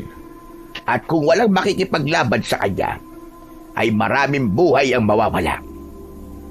Sa nakikita ko sa iyo, ikaw ang karapat dapat na makipaglaban sa aswang na yon. Dahil likas ang tapag na meron ka. Alam kong malakas ka. Pero ang medalyon na ito ang magbibigay sa iyo ng karagdagang lakas, bilis at sapat na kakayahan sa pakikipaglaban sa mga aswang. Kaya tanggapin mo ito, Lowell. Pasensya na po kayo pero napakahirap pong paniwalaan ng mga sinasabi niyo, Tatang. Sige po. Kailangan ko na po umalis. Hindi ko na inubos ang beer na binili ko. Inilapag ko yon sa inuupuan ko at saka ko tumayo. Dinampot ko ang aking bag at isinukbit ko yon sa aking likod. Nilagpasan ko si Tatang Lino. Pero hindi pa ako nakakalayo nang hawakan niya ang bag ko. Kaya napahinto ako at nilingon ko siya. Tatang, ano ba? Pwede po bang wag na po kayong makulit? Sa iba nyo na lang po ibigay ang medalyon yung yan. Sigurado ka na ba sa desisyon mong yan? Opo, kaya bitiwan nyo na po ang bag ko. Kailangan ko na pong umuwi. O siya, sige, ikaw ang bahala. Mag-iingat ka. At sana ay wag mong pagsisiyan ang pasya mo. Nang bitiwan ni Tatang Lino ang aking bag, ay malalaki ang mga hakbang na lumayo ako sa kanya. Nagmamadali akong tumawid sa kabilang bahagi ng kalsada para mag-abang ng tricycle. Nakatayo pa rin si Tatang Lino sa bakanting lote habang nakatingin sa akin. Grabe, ang weird naman ng matandang yun. Para siyang may sira sa ulo. Kung ano-anong sinasabi. Isang bus ang dumaan, kaya sandaling nawala sa paningin ko si Tatang Lino.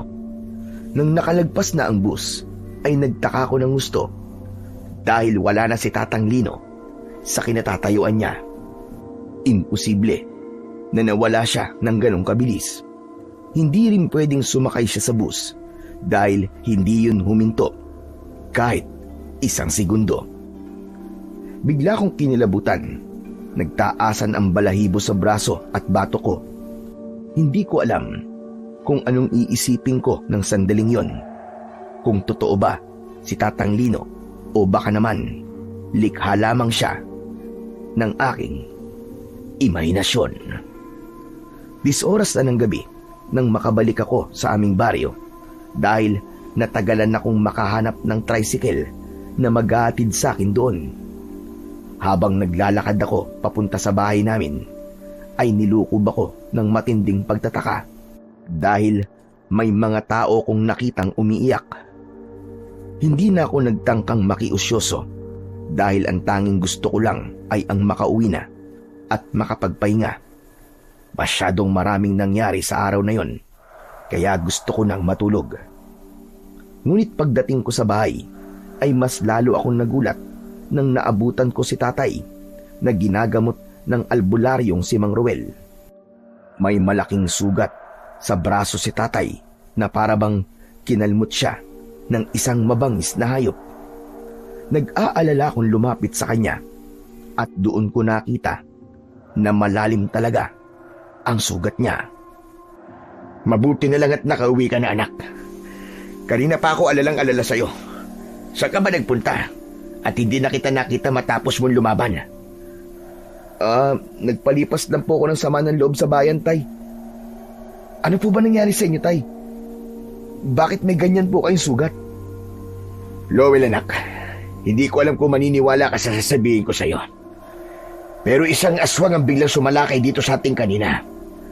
Napakabilis sa mga pangyayari. Bigla na lang siyang dumating at pumasok siya sa mga bahay. Inatake niya lahat ng taong nakita niya. Isa ko sa mga sinubukang labanan siya. Pero masyado siyang malakas, anak. Itong sugat ko na to, dahil ito sa pagkalmot niya sa akin. Umalis din naman siya, pero maraming sugatan at may isa siyang pinatay. Sigurado ko, anak, na babalik pa dito ang halimaw na yon. Anak ng putya. Totoo nga sinabi ni Tatang Lino kanina. Ano, anak? Sinong Tatang Lino? Wala po, tay. Pero sigurado po ba kayo na aswang nga po yung sumalakay dito? Baka naman po mabangis na hayop lang po yun o kaya adik. Sumabat sa pag-uusap namin si Mang Roel. At aniya, aswang talaga ang nilalang na sumalakay sa aming baryo. Sabi pa niya, sa lugar na pinanggalingan niya ay maraming aswang at minsan na siyang nakakita ng ganung nilalang. Kaya alam niya na isang aswang ang nagdulot ng takot sa mga tao sa baryo namin habang wala ako kanina. Nang matapos ng gamutin ni Mang Ruel ang sugat ni tatay, ay umalis na siya. Nakatulala pa rin ako dahil hindi ako makapaniwala na totoo ang sinabi ni Tatang Lino na merong isang aswang ang sasalakay sa aming baryo. Lowell, anak, simula ngayon ay hindi ka na pwedeng lumabas kapag gabi na, ha? Ang hilig mo pa namang tumakas para mag-inom. Hindi natin alam kung kailan babalik ang aswang, kaya kailangan natin mag-ingat. Tay, may sasabihin po ako sa inyo. Nung nasa bayan po kasi ako kanina, may isang matanda pong lumapit sa akin. Ano ka mo? Sino matandang yon? Hindi ko po siya kilala eh. Lalaki po. Ang sabi po niya Tatang Lino po ang pangalan niya. Tatang Lino? Abay, wala naman akong kilalang matandang may ganyang pangalan, ha? Kaya nga po, sinabi ko na hindi ko po siya kilala eh. Parang nahulaan niya po kasi yung mangyayari dito ngayon sa baryo natin. Ang sabi po niya sa akin kanina, ay meron daw pong sasalakay na isang aswang. At kapag wala daw po naglakas ng loob na labanan ng aswang na yon, ay dadanak daw po ang dugo dito sa atin. Hindi po ba tayo nakapagtataka na alam niya po ang mangyayari? Nakapagtataka nga yan, anak. Pero hindi naman kaya siya ang aswang? Kaya alam niya na mangyayari yon? Oo nga, no. Pero ewan ko, tay, parang imposible kasi na aswang siya eh. Kasi kung siya po yung aswang na sumalakay dito, bakit magbibigay pa po siya sa akin ng babala, di ba? Sa bagay, tama ka sa sinabi mong yan. Saka, tay, meron pa nga po siyang binibigay sa akin na isang medalyon. Magagamit ko raw po yun sa pakikipaglaban sa aswang. Papalakasin daw po at pabibilisin daw po ako ng medalyon na yun. Kasi, meron daw po yung kapangyarihan. Nasa na medalyon, anak? Patingin nga ako. Yun nga, tay, hindi ko po tinanggap eh. Inisip ko po kasi na baka nawawala lang po siya sa kanyang sariling katinuan. Nang oras po na yun kasi napakahirap po paniwalaan ang mga sinasabi niya.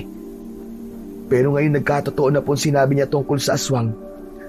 Parang nakapagsisisi po na hindi ko tinanggap yung medalyon. Baka kasi totoong meron po yung kapangyarihan. Sayang naman anak. Baka padala ng langit ang matandang yon para mailigtas sana ang mga tao rito mula sa aswang na yon. Isang malalim na paghinga ang pinakawalan ko. May panghihinayang akong naramdaman. Ngunit isa pa ring malaking misteryo para sa akin kung sino nga ba talaga si Tatang Lino. Maiba ko. Kumusta pala ang pakiramdam mo anak? Ang ibig ko sabihin masama pa rin ba ang loob mo dahil natalo ka ni Darwin? Hindi naman po maaalis yun, tay. Alam ko pong alam nyo na dati pa kami nagpapagalingan ni Darwin. Tapos siya pa po ang unang nakatalo sa akin. Hindi bale. Kanina kinausap ko yung organizer ng event. At ang sabi niya, gusto niya na mag-rematch kayo ni Darwin. 1 buwan mula ngayon ay maghaharap ulit kayo. Talaga po, tay? Ibig po sabihin magkakaroon kagad ako ng pagkakataon na makalaban si Darwin? Ganun na nga. At sana, sa pagkakataong ito, ay may natutunan ka na. Hindi porke alam mo magaling ka, ay magiging kampante ka na. Napakahalaga ng training para sa isang boksingero na kagaya mo. Alam kong mahirap ang ginagawa mo, kaya nga minsan kapag sinasabi mo na ayaw mo mag-training ay hinahayaan lang kita. Pero kapag ganong may papalapit kang laban, dapat ay mas pagtuunan mo ng pansin ang training at pagpapalakas ng katawan mo. Naiintindihan ko na po ngayon, tay. Alam ko pong kasalanan ko kung bakit po ako natalo ni Darwin kanina. Kasi naging pabaya po ako. Masyado po ako naging kampante kasi palagi ko pong iniisip na wala pong makakatalo sa akin. Huwag po kayo mag-alala kasi paghahandaan ko po ang muling pagharap namin ni Darwin. Patawad po, tay, kung di ko po kayo sinunod at inisip ko po na masyado kayong maigpit sa akin. Ngayon ko lang po na-realize na nagmamalasakit lang po kayo sa akin. Kaya niyo po ako pinagbabawalang gawin ng mga bagay na alam niyong hindi makakatulong po para maabot ko po ang mga pangarap ko. Ay nako, natutuwa akong marinig ang mga yan sa iyo anak. Sana ay magtuloy-tuloy na ang pagbabago mo. At huwag mong kakalimutan, nakakampi mo ko sa lahat ng laban. At hindi kita hayaang gawin ng isang bagay na alam kong ikakapahamak mo. Tatay mo ko, Lowell. At walang tatay ang gugustuhin na malagay sa alanganin ang kanyang anak. Hindi ko napigilan ang pagkawala ng luha sa aking mga mata. Maigpit kong niyakap si tatay at gumanti naman siya ng yakap sa akin. Nang sandaling yon ay nangako ako sa aking sarili. Natututukan ko na ang aking pagtitraining at hindi ko nagagawin ang mga bagay na naging dahilan ng pagkatalo ko kay Darwin. Nang mga sumunod na araw ay nanibago ko sa aming baryo. Kahit maaga pa lang ay halos wala ng tao sa labas. Hindi pa rin ako makapaniwala na isang aswang ang dahilan ng mga pagbabagong yon. Isang hapon, katatapos ko lang magsanay nang dumating bigla si Alfred. Uy, mukhang kakatapos mo lang mag-training ah. Kumusta pala ang laban mo kahapon? Bakit ba nagtatanong pa ako? Paniguradong panalo ka naman, di ba? Mali ka, tol. Natalo ko. Ano ka mo? Nagbibiro ka lang, di ba? Hindi ako nagbibiro, Fred. At hulaan mo kung sino nakatalo sa akin. Sino? Si Darwin. Anak ng 7 kalabaw, oo. Bakit sa dami na pwede makatalo sa'yo si Darwin pa? Yaan mo na, kasalanan ko naman eh. Di ko nahalata na kaya pala ako ini-impluwensya ni Darwin na mag-inom at magpunta sa bar bago ang laban namin ay para mawala ang atensyon ko sa training ko. Ayun, nagtagumpay naman ang loko at natalo niya ako. Pero magkakaroon naman kami ng rematch eh. sa susunod na buwan. Buwisit talaga Darwin na yun eh. Ang daya. Bakit kasi naniwala ka na nakikipagkaibigan sa yun eh? Pero hindi bale. Bawian mo siya sa rematch nyo, tol. Ipakita mo kung sino ang totoong champion sa inyong dalawa. Basagin mo yung uso. Magsasalita pa sana ako ng isang matandang lalaki ang nakita kong nakatayo sa labas ng aming bakuran. Nanlamig ako nang malaman kong si Tatang Lino ang matanda na yon. Ngumiti siya sa akin at saka kumaway. Matapos yun ay naglakad siya palayo. Alfred, tol, dito ka lang ha. May pupuntahan lang ako saglit. Teka, saan pupunta? Samahan lang kita. Wag na, tol, dito ka lang. At wag kang susunod ha. Basta babalik ako dito. Nagmamadali kong sinundan si Tatang Lino. Kahit halos tumatakbo na ako, ay nakapagtataka na hindi ko siya magawang maabutan kahit naglalakad lang siya. Nang nakarating na kami sa dulong bahagi ng baryo kung saan wala ng kabayan at kasukalan na, ay sakalang huminto si Tatang Lino.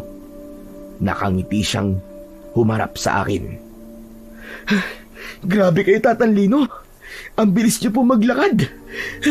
Daig ko pa ang nag-training ng 3 araw ah. Siguro naman ay naniniwala ka na sa mga sinabi ko sa iyo kahapon. Opo, totoo nga po sinabi niyo. Pag uwi ko po kagabi, ay sinabi po sa akin ni tatay na meron daw pong aswang na umatake dito sa baryo namin. Sorry po, Tatang ha, kung inisip ko po na nababaliw kayo. Kasi kung ano-ano po sinasabi niyo po sa akin eh. Naiintindihan naman kita. Kaya wala kang dapat na ihingi ng tawad. Bakit mo pala ako sinundan dito? Ano po kasi, ang totoo po niyan pumapayag na po akong kunin po sa inyo ang medalyon na ibinibigay niyo po sa akin. Huwag po kayong mag-alala, kasi gagamitin ko po yun para labanan po yung aswang kung sakaling bumalik siya. Sigurado ka na ba sa desisyon mong yan? Hindi na ba magbabago ang isip mo? Alam mo kasi, Iho, sa oras na tanggapin mo ang medalyon, ay habang buhay na yung nasa iyo at habang buhay ka na rin makikipaglaban sa mga aswang. Dahil yun ay nilikha para sa ganung bagay. Ikaw ay magiging isang mananabas ng aswang. Opo, Tatang Lino. Naisip ko po kasi na baka hindi lang sa pagboboxing ako nakatagana. Sa nangyari pong pag-atake ng aswang dito sa amin, na-realize ko po na kailangan ng aming baryo ng isang tao na makikipaglaban sa mga ganong nilalang. Kaya, hihingin ko na po sana sa inyo yung medalyon po. Natutuwa ako sa desisyon mong yan, Iyo. Pero, wala na sa akin ang medalyon. Po? Sayang. May pinagbigyan na po ba kayong iba? Wala. Inilagay ko yun sa bag mo. Hindi ba nung paalis ka na, ay hinawakan ko ang bag mo? Wala kang kaalam-alam na inilagay ko na roon ang medalyon. Magsasalita pa sana ako nang bigla kong narinig ang pagtawag ni Alfred sa likuran ko. Paglingon ko sa kanya ay tumakbo siya, papalapit sa akin. Di ba sabi ko sa'yo huwag kang susunod, ang kulit mo naman eh. Gusto ko kasi malaman kung saan ka pupunta eh. Ano bang ginagawa mo rito? Ipapakilala ko sana si Alfred kay Tatang Lino. Pero pagharap ko ay wala na roon si Tatang Lino. Luminga ako sa paligid, pero hindi ko na talaga siya nakita. Sinabi ko na lang kay Alfred na nagpahangin lang ako roon. At para hindi na siya magtanong pa, ay umuwi na ako sa bahay namin. Pagdating ko sa tapat ng bahay, ay agad kong tinignan ang aking bag at nakita ko nga roon ang medalyon ni Tatang Lino. Manghang-mangha ako nang isuot ko yun sa aking liig. Agad kong naramdaman ang kakaibang enerhiya na pumasok sa aking katawan. Naging magaan ang pakiramdam ko na parabang bagong tao na ako. Doon ko napatunayan sa sarili ko na totoo ang lahat ng sinabi ni Tatang Lino. Sa palagay ko, ay padala nga siya ng Diyos sa amin para iligtas kami sa kinakaharap na panganib ng aming baryo. Kinagabihan, habang nakahiga ako sa aking higaan, ay nasa labas naman si tatay. Nagbabantay siya roon sa posibleng pag-atake ng aswang. Maya-maya pa ay bumangon ako at pinuntahan ko si tatay. Isang itak ang kanyang hawak ng mga sandaling yon. Oh, anak, Lowell. Abay, bakit gising ka pa? May training ka pa mamayang umaga. Kaya dapat natutulog ka na. Hindi po kasi ako makatulog, tay. Hindi ko po alam kung bakit. Sandali. Ano ba yung kwintas na nakasabit sa leeg mo? Saan mo ba nabili yan? Kakaiba. Ito po ba? Hindi ko po ito nabili, tay. Ito po yung medalyon na sinasabi ko po sa inyo. Nakita ko po kasi kanina si Tatang Lino, tapos kinausap ko po siya. Sinabi po niya sa akin na inilagay po pala niya sa bag ko itong medalyon. Natawa nga po ako kasi medyo maloko rin po pala ang matandang yon. Ibig mo sabihin kung sakaling bumalik yung aswang, ay lalabanan mo siya, Lowell, anak? Kung papayag po kayo. Pero kung hindi, ayos lang naman po. Susundin ko na lang po kayo. Kung gusto mong gawin yan, at alam mong kaya mo, ay wala ako sa posisyon para pigilan ka, anak. Malaki ang tiwala ko sa'yo. Hindi dahil sa medalyon na yan, pero dahil sa kakayahan mo. Sa sinabing yun ng tatay ko, ay mas naramdaman ko ang tiwala niya sa akin. Hanggang sa parehas kaming nagulantang nang makarinig kami ng sigawan ng mga tao. Nagkatinginan kami ni tatay at kahit walang salitang lumalabas sa aming mga bibig, ay alam namin ang aming gagawin. Magkasama kaming tumakbo sa pinanggalingan ng sigawan. Mabilis namin yung narating at nakita ko kagad ang dahilan kung bakit nagkakagulo ang mga tao. Isang nakakatakot na nilalang ang pumasok sa isang bahay at sigurado ko na yun ang aswang. Tay, ako na pong bahala sa kanya. Sige, anak, pero dali mo tong itak. Ito ang gamitin mo siyang data upang patayin siya. Kukunin ko sana ang itak kay tatay, pero may kakaibang enerhiya akong naramdaman sa aking mga kamao. Tila nababalot ang mga yon ng kapangyarihan na noon ko lamang naramdaman sa buong buhay ko. Tay, huwag na po. Sa tingin ko po hindi ko na po kailangan ng sandata. Sapat na po ang mga kamao ko para mapalayas ko po ang aswang na yon. Pero anak, sigurado ka ba na hindi mo na kailangan to? Opo, tay. Sigurado po ako at ramdam na ramdam ko po. Matapos yun, ay tumakbo na ako papunta sa bahay na pinasok ng aswang. Nagimbal ako nang makita ko siya ng malapitan. Kahindik-hindik at kakilakilabot ang itsura niya. Pulang-pula ang kanyang mga mata at meron siyang matutulis na mga pangil. Puro balahibo ang kanyang katawan. Mahaba ang kanyang mga kuko na animo ay tari ng manok na kayang pumunit ng laman. Ganun pa man, hindi ako nagpakita ng takot sa kanya. Hindi ako nagpasindak. Habang abala ang aswang sa ginagawa niyang pag-atake sa isang babae, ay hinawakan ko siya ng malakas sa kanyang braso at walang kahirap-hirap ko siyang hinila palabas ng bahay. Pagdating sa labas, ay agad kong binuwat ang aswang at malakas ko siyang ibinalibag sa lupa. Mabilis na tumayo ang aswang.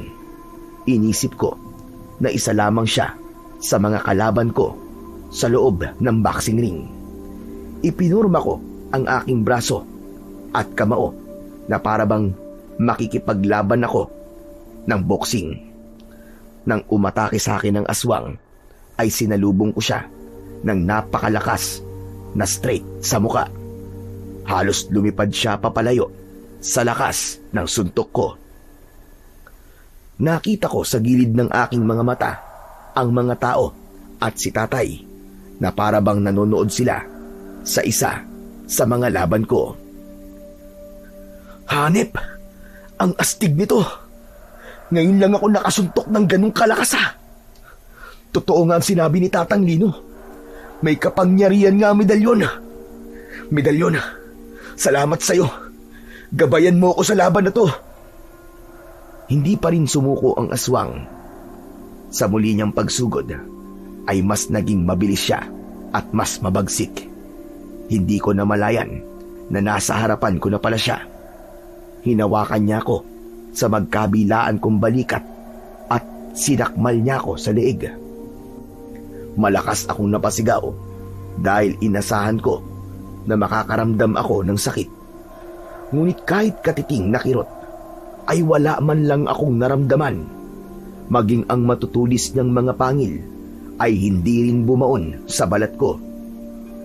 Doon ko nalaman na hindi lang pala lakas ng katawan ang ibinigay sa akin ng medalyon, kundi binigyan din niya ako ng kunat ng balat at proteksyon sa aswang. Hindi na ako nag-aksaya ng panahon. Agad kong sinuntok sa sikmura ang aswang at halos lumuwa ang mga mata niya. Sinundan ko pa yon ng 2 magkakasunod na suntok sa muka at isang napakalakas na straight sa kanyang sikmura. Yumuko ako at inipon ko ang buong puwersa sa aking mga tuhod papunta sa aking bewang at paangat sa aking mga braso at kamao. Doon ko pinakawalan ang isang napakalakas na uppercut na tumama sa kanyang baba. Umangat pa ng bagya ang mga paa ng aswang sa lupa bago siya bumagsak ng pasadsad sa lupa. Kita ko sa mga mata niya ang takot. Habang marahan akong naglalakad papalapit sa kanya, ay umaatras naman siya. O ano? Diablong buang ka! Kaya mo pa bang lumaban? Tumayo ka dyan! Tapusin na natin to! Tumayo ang aswang at pasuray-suray siyang naglakad palayo. Ramdam ko ang labis na panghihina niya dahil sa mga suntok na nakuha niya mula sa akin. Susundan ko pa sana ang aswang para tapusin na siya, pero isang kamay ang humawak sa aking balikat. Paglingon ko ay nakita ko si Tatay. Tay, bakit? Papatayin ko na po ang aswang na yun para hindi na po siya makabalik dito at makapambiktima pa ng tao. Wag na, anak. Tama na. Sigurado ko na sa lagay niya ay mamamatay na rin yan. Hindi na magtatagal ang buhay niya. Sa lakas ba naman ng mga suntok na tumama sa kanya? Hindi nga nagkamali si Tatay. Dahil hindi pa man nakakalayo ang aswang, ay muli siyang bumagsak. May pag-aalinlangan na pinalibutan siya ng mga tao at isang lalaki ang naglakas na loob na pulsuan ang aswang. Nang sabihin ng lalaki na patay na ang aswang at hindi na humihinga, ay nakita ko ang kasiyahan sa muka ng mga kababaryo ko. Lumapit sila sa akin at sobrang nagpasalamat silang lahat. Hindi ko maipaliwanag ang kasiyahan na aking nararamdaman ng mga sandaling yon, lalo na nang marinig ko sa iba na tinawag nila ko na isang bayani. Hinawakan ko ang medalyon at pabulong ko yung pinasalamatan. Hindi ko rin nakalimutang pasalamatan si Tatang Lino at syempre, una sa lahat, ang ating Panginoong Diyos. Dahil kung hindi dahil sa kanila, ay hindi ako magkakaroon ng kakayahan na talunin ang aswang. Pagkatapos ng nangyari, ay hindi na lamang ako normal na binatilyo na nangangarap na maging isang professional boxer sa aming baryo. Marami ang humanga sa tapang na ipinakita ko nung hinarap ko ang aswang. Pero sa kabila ng lahat, may isang bagay na nanatiling palaisipan sa akin, at yun ay kung sino nga ba talaga si Tatang Nino. Simula kasi noon ay hindi ko na siya nakita pa. Hanggang sa dumating na nga ang araw ng rematch namin ni Darwin, at sa pagkakataon na yon ay handa na ako. Ako ang nanalo, Sir Blair, pero wala akong ipinakitang yabang kay Darwin dahil alam ko na ang pakiramdam ng matalo at ayokong iparamdam yun sa kanya. Isinantabi ko rin muna ang nararamdaman ko kay Angeline upang mag-focus sa aking training para maabot ko ang aking mga pangarap at maging professional boxer. Kasabay din nun ang pagbabantay ko sa aming baryo kung sakaling may bumalik pang panganib na tulad ng aswang. Naging malinaw din sa akin na kung may gusto kong marating ay kailangan ko yung paghirapan at pagpaguran. At ang pagkatalo at pagkabigo ay hindi sukatan ng kaya kong marating sa hinaharap.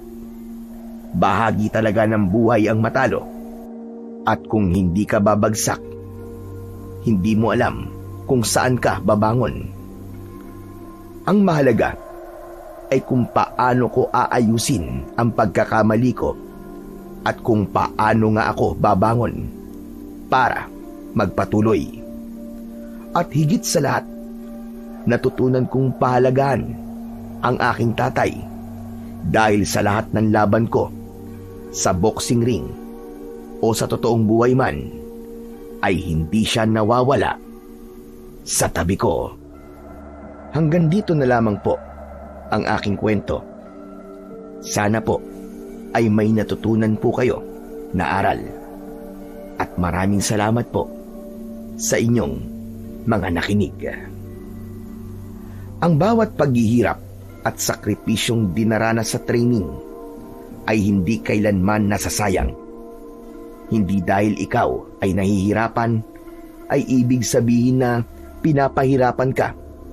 Bagkus, ikaw ay hinuhubog lamang at pinapatibay sa bawat suntok na tinatanggap mo, sa bawat patak ng pawis na bumabagsak, at sa bawat hakbang ng pagtakbo. Ikaw ay inihahanda para sa tagumpay. Ang lahat ng sakit at pagod na yon ang magsisilbing pundasyon ng iyong lakas sa oras ng laban.